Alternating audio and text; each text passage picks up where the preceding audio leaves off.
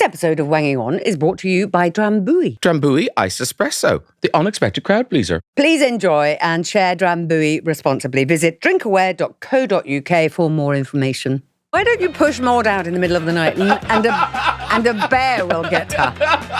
I'm really glad we're going to be alone together in the small cabin. If you go into an affair thinking you're going to get anything long-term or meaningful out of it, you're an idiot. Why, hello there, and welcome to Wanging On with myself, Graham Norton, and Maria McCurlin, where we offer helpful-ish advice. How are you, my dear? I'm good. I'm wondering about the helpful-ish advice. What, do you think it is properly helpful? Yeah. Okay. No. It is December, Maria. I know. How did that happen? It's only just been December. It just rolls round. Are you organised? I mean, organised for what? I feel I have eliminated enough friends so that I don't have to be organised. Yeah, it's good, I isn't do it? that, I do a cull around October and then come Christmas, it's just me getting a present for me and the dog. Yeah, and then New Year's, you make some new friends and get on with it till next October. Yeah, that's my New Year's resolution.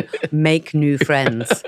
My old ones bore me, frankly. Yes, but call them just before their birthday as well. Find out when their birthdays are and edit around that. Yeah, that sounds good. What about you?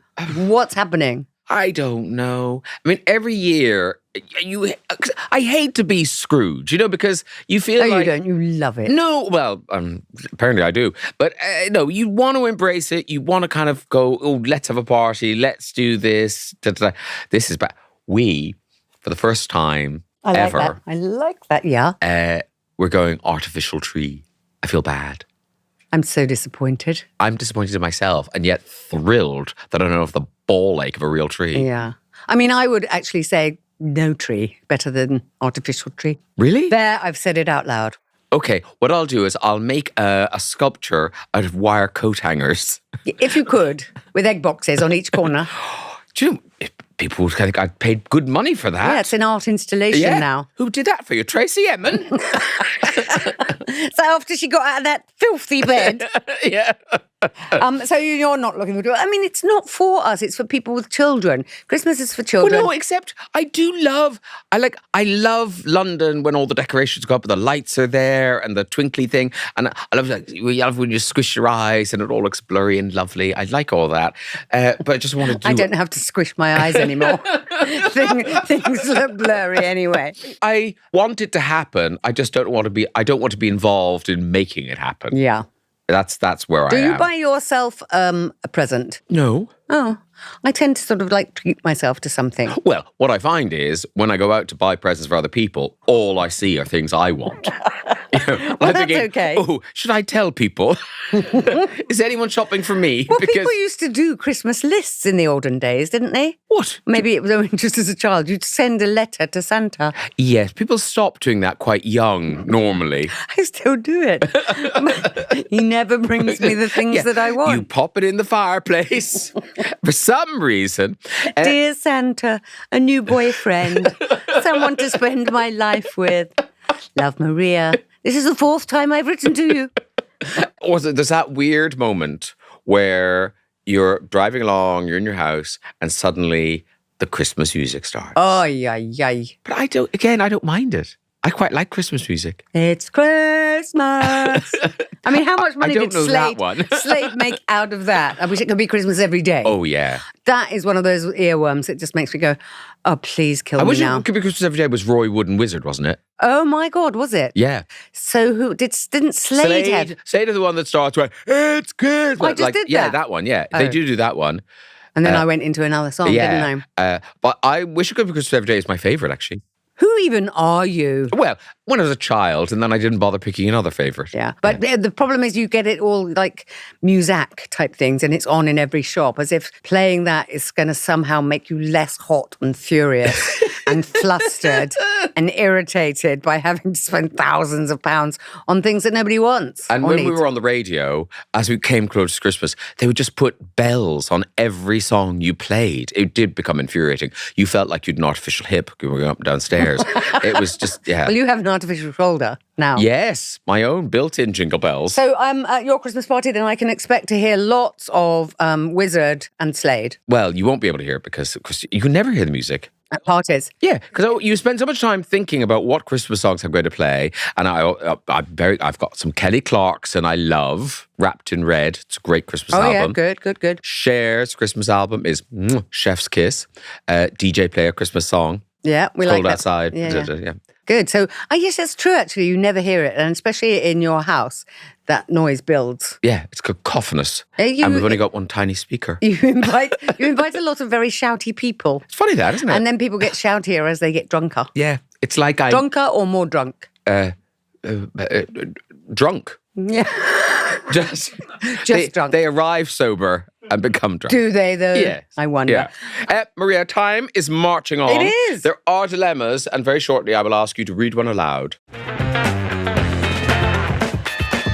This episode is brought to you by Hotels.com. Make your next trip work for you. Hotels.com just rolled out a game-changing feature called Save Your Way, and it's as simple as it sounds. When you book a trip as a Hotels.com member, you decide how to use your savings. Choose to take the instant savings now or bank the savings as rewards for later. It's your call. Envision converting discounts on this week's stay into rewards for a luxurious beach getaway next year.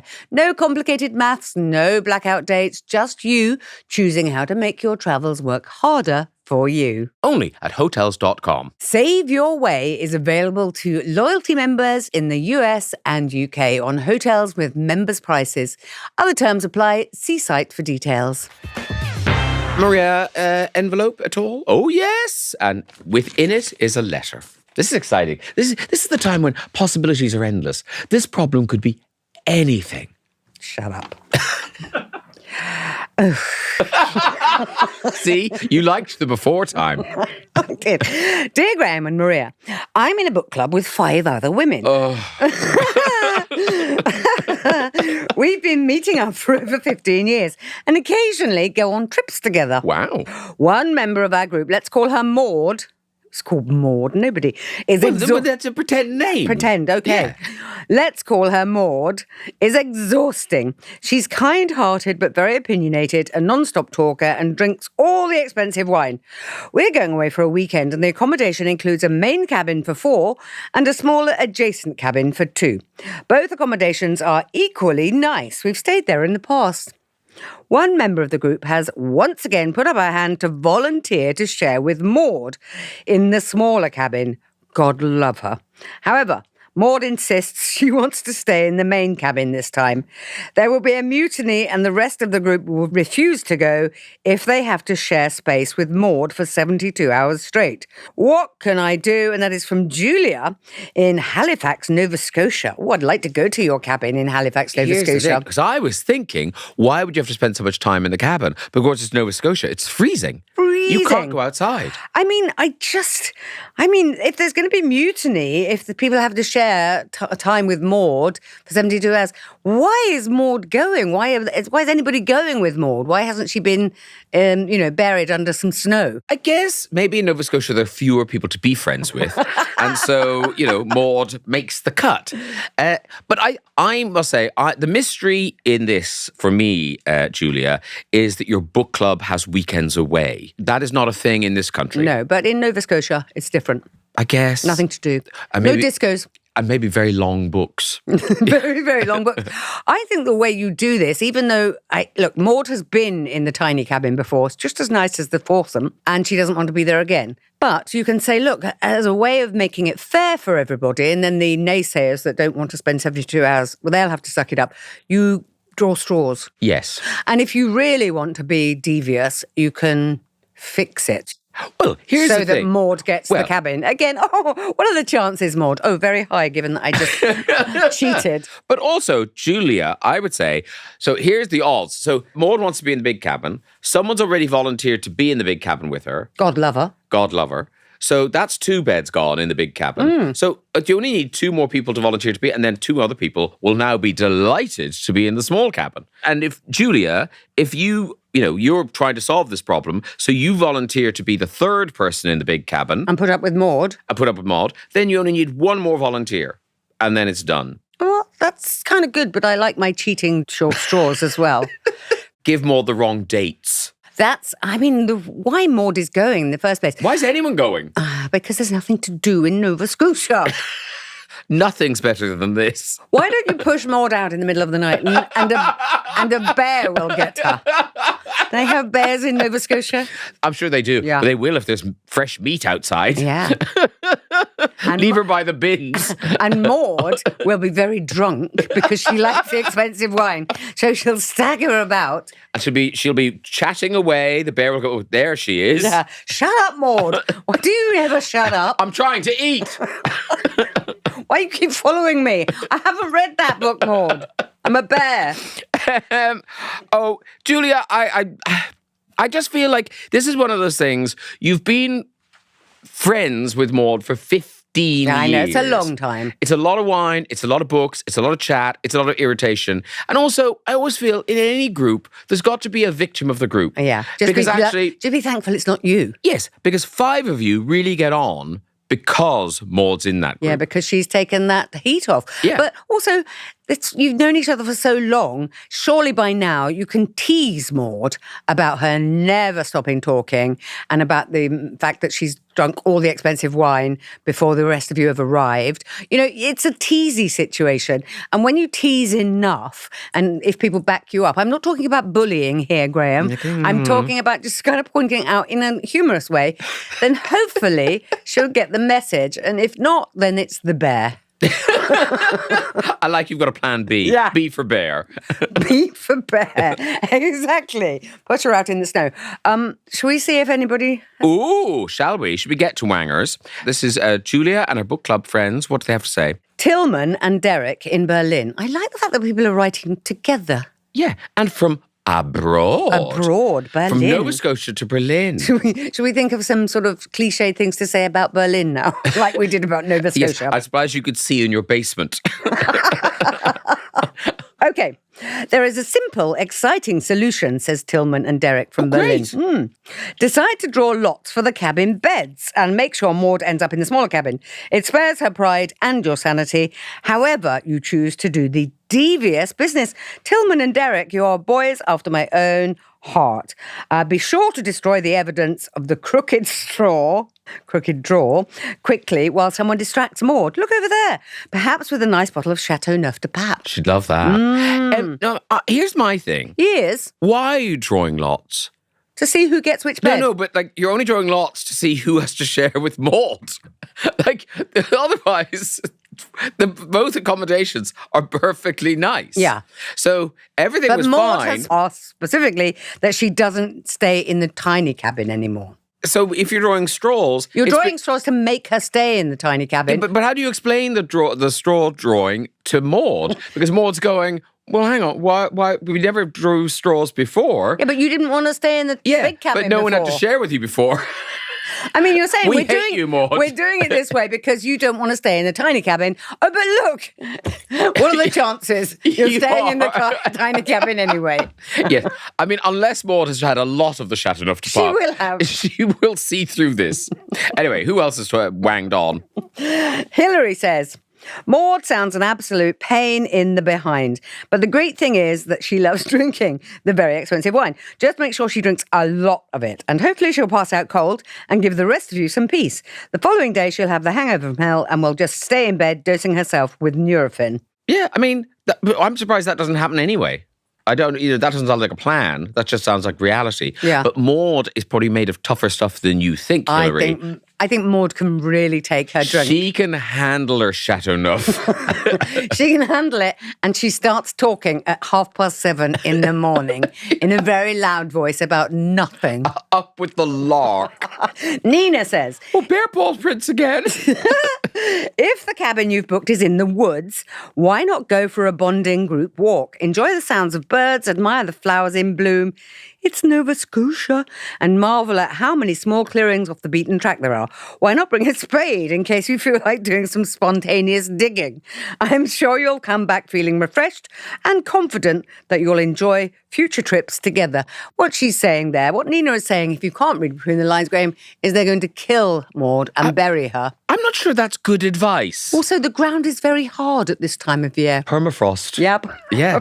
No. And I've seen a lot of crime dramas set in Nova Scotia. They will catch you. Yeah. Yeah, they will catch Because you. there's nothing else to do but catch criminals. Yeah, because a bear will run off with one of her shoes. DNA. Oh, yeah, exactly. Covered in it. Covered in it. Nina, I have to tell you that what you are suggesting is illegal and very wrong. Yeah. Alistair from Kilbarchan. It frankly sounds like you're mean girls. Maud is going away on a girls' trip, being herself and completely unaware that plotting has been happening behind her back and writing to us. Even a pity party for the brave person who has volunteered to sleep in the smaller cabin with her. I think you should all bunk in the one cabin so you can face your penance together and realise you're all quite horrid. It sounds like Maud and the expensive wine might be better off without you. Oh, shut up, Alistair. No, here's the thing. I feel like they've been friends 15 years. So again, we know they're of a certain age. Mm-hmm. You're too old to be bunking up. Just get a nicer cabin. There must be nicer cabins in Nova Scotia. I think the cabins are perfectly nice. I mean, the tour is just as nice as the fora, as we've been told. But I think the problem is Maud. But you're still sharing a they're not bathroom. bunking. At least in the small one, you're only sharing a bathroom with Maud. In the big one, you're sharing a bathroom with 4 people or 3 other people. It's a lot. I think you're adding problems where you don't need to, Graham. Okay. Can I just say? Should we see what David has to say? Yes. The lady who is bravely volunteering to room with Maud should approach her privately and detail how much she's looking forward to rooming with her, as it'll make her feel more comfortable in the group dynamic. Isn't she suffering enough? Make Maud think she's doing this lady an epic favour and being a good Samaritan. That way Maud is in this small cabin, but she thinks it was her idea and will be very pleased with herself. I think Maud will just think the other woman's a lesbian who's coming on to her. I'm really glad we're going to be alone together in the small cabin. What do you mean? Yeah, don't drink too much tonight. Maudie. I don't want you falling asleep on me. Well, Julia, bon voyage. Have a splendid time driving each other around the bed in your holiday cabins. Don't forget our email address for your nagging dilemmas. You can reach us at wangingon@listen.co.uk, and maybe we can dispense some non-expert advice in your direction. There'll be more of that kind of thing next. This episode of Wanging On is brought to you by Drambuie. Which means we get to answer a bonus problem sent in by the Wangers. Maria, you've already opened your envelope. You're so keen. I was very eager, Graham. Dear Graham and Maria, at a party earlier this year, one of my invited guests kept taking charge of my computer and changing the music. It drove me mad, but nothing I said or did stopped him. I shall never invite him again, which is a shame, as I used to be friends with his wife. What would you both do in this situation, please? And that is from Catherine. I think I'd have hidden my computer. Can you do that? I mean, you can hide a computer. It's a great parlor game. I mean, kids love it. It's connected to the internet, so you can hide it so he doesn't know where it is. Okay, that's interesting, yeah. Why are you looking at me like that? Well, because we know it's connected to the internet. I'm saying it's somewhere in the World Wide Web. What I'm saying is, it doesn't matter. If he doesn't know where the computer is, he can't change it. But he can get on his phone and log on to your Wi-Fi or something. I don't know. Look, I think Catherine did the right thing. You say something to them and say, please stop doing that. It's my party, my music. Thank you very much. I think it is the act of someone who has got nothing to offer in terms of conversation and feels sort of socially anxious. And they think the only thing they can provide is the music. Wow. That's what I think. Yeah, that's them finished, Yeah. destroyed. You ripped them a new one. Well, Catherine doesn't even like them. She used to be friends with the wife. She likes the wife. So this is just one of those kind of weirdo guys that your friends end up with, and now he's messing around with your computer. And you say, please don't. You say, please don't. They ignore you, and then you never invite them again. I think what you've done, Catherine, is what we would all do in that situation. Yes, I think saying it once or twice to somebody, don't change the music again, otherwise I will, have you removed. Yeah, or you go to the wife and go, control that moron. Yeah. But I think hiding the computer, but I think you're right. People can now log into your thing, can't they, and change things. I think, can they? Do you see how many parties I have? With your sound system. I have to change my computer. I've still got those 2 little portable things that you take on holiday with you. Great though, aren't they? Yeah, they're very good. I know. And people get to talk about how great the sound is, given how small they are. Yes. We love that chat. And you say, sorry, I can't hear you for the woofers. They're really strong. I can't believe it's all built into that, the size of a box. Well, that's a difficult one, Catherine. Well, I think Catherine's lost a friend, essentially. Well, not even a friend, just some annoying guy who was messing with the computer. And also, you don't, whatever about... Men do. Men come in and do whatever they want in your house like it's theirs. I'm telling you that. Does that make me sound like a man-hater? No. It makes you sound like men have come into your house and done what they liked. Those are burglars. That man in the balaclava is being very reckless with my computer. He's changed my music and everything. And I have no idea who he is. I was watching that television. Bring it back! Catherine, those are our thoughts. Next time, before they even get to your laptop, why not surprise them with a glass of Drambuie? It's the perfect accompaniment for every party, especially the way it's prepared here, Graham, which is a Drambuie iced espresso. Do you know what gives Drambuie its unique flavour, Maria? No, but I think you're going to tell me. It's Scottish honey, made from the heather, do you see? Honey from the heather. I like that face. Yeah. Well, that's why Scottish bees love heather. I think the sweetness really complements the bitterness of the coffee, don't you? I do, Maria. Shall we toast to another problem solved? Let's do Chinky that. chink. Oh, I love the clink of ice. Drambuie iced espresso, the unexpected crowd pleaser. Please enjoy and share Drambuie responsibly. Visit drinkaware.co.uk for more information. Look out, everyone. Maria's back with another bulging envelope. We have got... Dear Graham and Maria, I've been having an affair with a married man for the past year. Things were going really well, with him professing his love for me and vice versa. However, it has been revealed that his wife had somehow hacked into his email account and saw all of our email exchanges for a full month. Despite telling his wife that all is over between us, he messaged once more telling me that he'd love to see me again and would be in touch in the coming weeks. 4 months have passed and I'm now starting to think that I will never hear from him again. Am I a fool for thinking a married man would value and respect me if he doesn't respect his own wife?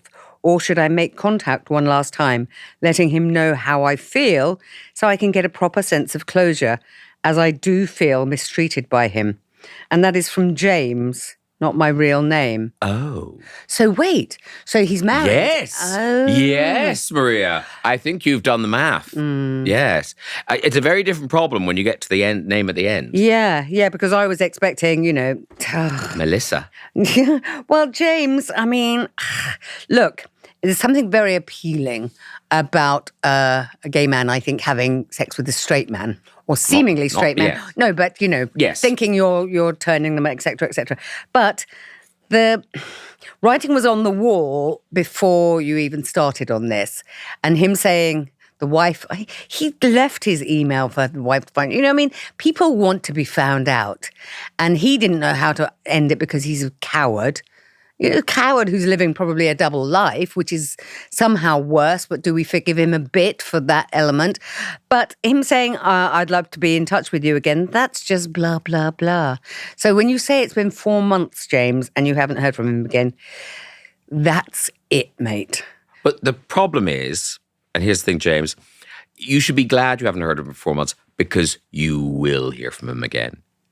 He'll, 6 months down the line, he'll go, But don't... Bit itchy now. I might... Well, he can go and scratch it with somebody else, not you, James. I think if I were you, James is easy because James is just waiting. You're hanging on, waiting for... I think have a bit more self-respect, James, if I can be so bold, because you're on a hiding to nothing here. Yes. And when, if it's a man and a woman or a woman and a woman or whatever, people rarely leave their partners in these situations. What they want is a bit of excitement, and yours was especially exciting if he's married to a woman and he wanted to, have a fun time with you.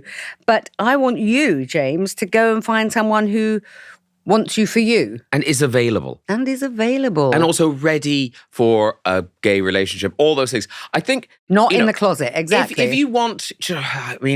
having an affair is so... I get it. These things happen. But I think if you go into an affair thinking you're going to get anything long-term or meaningful out of it, you're an idiot. Because you're going to get a bit of excitement, a bit of sex, and that's it. Because if he does end up with a man, it won't be you, James. No. It'll be after he's left his wife, been honest with himself, been honest with his wife, and then he's out in the world and he'll meet people. You're just... shrapnel, I'm afraid, yes. James. That's all you are. And I want to kind of ask you, James, whether or not you have done kind of this on purpose to go for somebody who isn't available. There's a lot of that goes on, because then you can blame something that isn't you. Because it's scary to go to be open and vulnerable, and then somebody, let you down. Whereas you kind of always knew, James, that you were going to let down here. Because the minute you find out someone's married, you just think, get out of Dodge. What is the point of this? There's no point. What is the point of this? Yeah. And, for all of those things, everybody says this, I will change them, I will turn them into what I want them to be. No, you won't. And you won't do anything in this situation other than get on with your life and have some self-respect and have some confidence that you're enough. Yeah. And to find somebody, as Graham says, who's out and proud and not apologising and not, behind the bike sheds type of approach. There's a weird thing too you sometimes encounter with gay men who have sex with a man like this, kind of go, oh, he'd never been with a man before. As if, I'm so attractive. Yeah. He was straight till he met me. And you think, well, that's what he's telling you, but that's probably not true. And I wonder if James has got a bit hooked into that. Yeah. Well, that he feels really special. I do know a lot of my gay friends who do like the notion of a straight man. But I think that basically the difference between a straight man and a gay man is about 8 pints of lager. Yeah. If it feels good, do it. And after 8 pints of lager, you don't care where the pleasure's coming from. Yeah, and then after a few months of that, you realise they've got really fat. Because there's so much lager. They're drinking so much lager. And then you don't want to sleep with them anymore. I think sometimes. QED, perfect ending. But James, I feel for James. I do too. Because he's foolishly got involved in this situation, which he should have got out of the minute he was in it. But that is easier said than done. And now you've allowed your feelings to get involved in this thing, and you're looking for closure. There was no opening. So how can there be closure? You were never promised anything. You were never, because I think you need closure at the end of a relationship. If you walked into that relationship thinking, this is the rest of my life, and now look, we're not together anymore. You walked into this knowing he has a life. I'm just a funny little footnote in that life. So when he said to you, James, that he messaged you to say he'd love to see you again and would be in touch in the coming weeks, didn't any part of you think to yourself, no, he won't? And also, I feel like after 4 months, you should just be counting your lucky stars that this guy isn't in your life anymore. Be happy he's gone. That's your closure. Your closure is you've stopped hearing from him, and rejoice and get out there and meet someone who is available, who isn't a proven liar. That's, you know what I mean? Like, in terms of personality traits, right off the bat, he's a bit of a wrong-un because he's betraying people. Your love is based on someone else's pain. Yeah. And that's a horrible feeling to have, I think. Should we find out? I think there's going to be some home truths from our wangers on. What have they got to say to James? We've got Heidi in Atlantic, Canada. 2 words. Move on.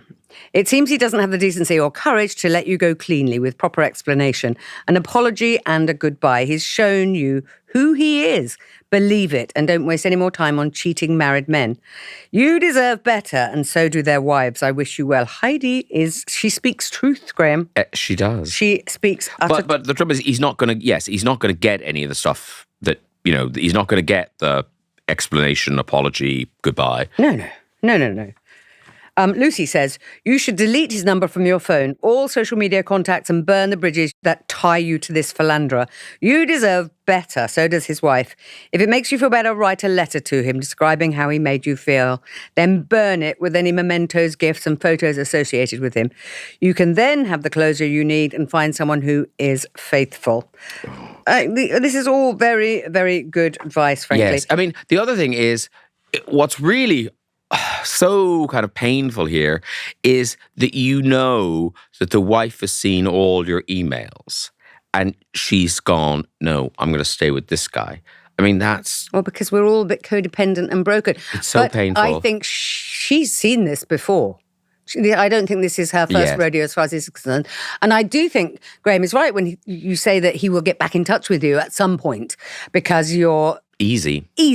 And then, revenge is a dish best served cold, James. Then you can say no. I hope James can. Well, I hope you can Darren in Brighton sent us a voice note. He's had his cake and he's eaten it. And bless you, you're not a fool. I think he probably preyed on you in a vulnerable situation that you're in right now. Do not give him the satisfaction of reaching out to him. Leave him in his mess because that's what he's in. Good advice, Darren. Well said. Sounding a bit like Rylan there. Was he? I thought so. Reg says, Dear Graham and the ever-insightful Maria. I should read that again. I hate Reg. And the ever-insightful Maria. Stupid. 4 months have gone by and he's starting to think he'll never hear from you again. You reckon? Hello, wake up and move on. There are plenty more marriages to destroy. Yes, because actually we are letting James off the hook here. We're putting all the blame on other man. And it is true that he was the one cheating on his wife. But, James was complicit in...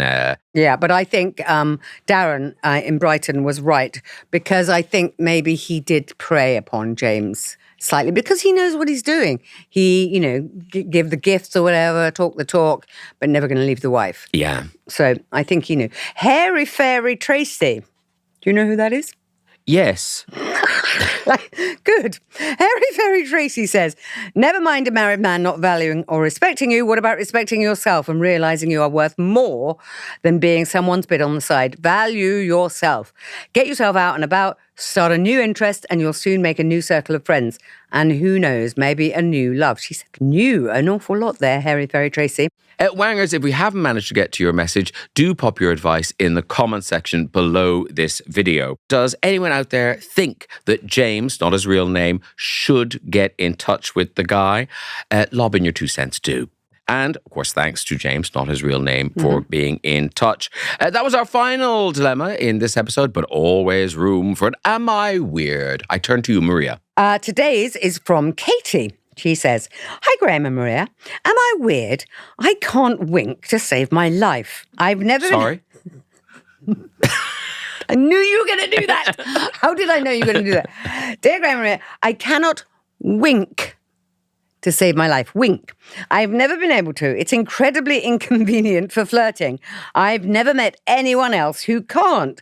But it can't be just me. Oh, Katie, there are lots of people who can't wink. And also, Katie, you shouldn't be winking at people in order to flirt. I mean, I know what she means. But there are other ways to flirt. I mean, get yourself a fan, Katie, like they did in the olden days. Yeah, just lift up your top. No, don't do that, Katie. Don't do that. You can't wink. It's a kind of physiological thing. It's not weird. It's just your face isn't built that way. Some people can wink with one eye, but not the other. See, I can't do that. Oh, can you wink with both eyes? Yeah. Yeah. But I want to know what happens when Katie tries to wink. Do both her eyes shut or, do her ears? What happens? Yeah. Somebody saying to you, oh, you're so funny. Their whole face collapsing in an attempt to wink. So you're probably only weird when you try to wink. So don't do it. Yeah, so don't do I would say just don't do it. I mean, there probably is a school or a course that you can go on that will teach you how to wink, but I think there's more interesting things to do. There's probably a YouTube video. Oh my goodness. There's a YouTube video for most things. Yeah. Yeah, a YouTube tutorial. Yeah. If you really care, Katie. But be sure to put in wink, though, Katie. I think YouTube filters out those videos. Does it? Yes. Does it? I think it does. I don't think YouTube filters out anything, frankly. Pretty sure it does. So I don't think you're weird. It's just a physiological thing, and you'll have to try harder on the flirting front. Be witty. Be coquettish. Oh, that was a word I was going to say. Were you? Coquettish. And be Potato croquette. be unavailable. And do tinkling laughter like this. No. Maria, look at that. Wanging On is over for this week. Hooray! And if you enjoyed this episode, please be so kind as to subscribe or follow in your podcast app of choice so you don't miss out on the next episode. And we're also on YouTube. So come find us there and maybe watch us on your TV instead of squinting at your phone screen. A reminder of our email address for dilemmas and any other business, which is wangingon@listen.co.uk. And our Instagram handle is @WangingOn. And that's where you can find our link to proper support services because we aren't experts, are we, Maria? Well, you're not, but I am. Yeah. So, Wanging On with Graham and Maria is a Listen production. Have a good week, everybody, and goodbye.